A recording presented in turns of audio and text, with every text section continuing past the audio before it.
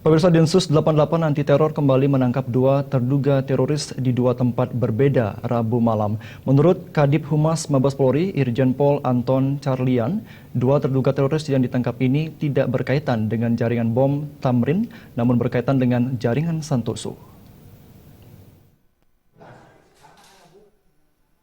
Kadif Humas Mabes Polri Irjen Pol Anton Carlian membenarkan telah terjadi penangkapan terhadap dua terduga teroris di dua tempat berbeda Rabu malam.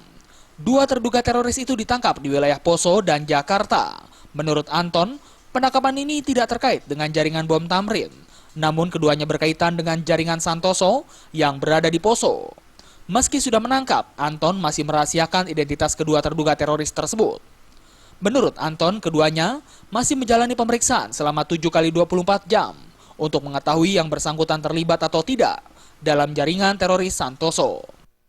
Dan sudah ada satu orang lagi di Poso, jadi selain yang ditangkap itu ada juga di atas yang tertembak juga. Jadi yang tertembak sekarang sudah 2 orang di Poso dan yang ditangkap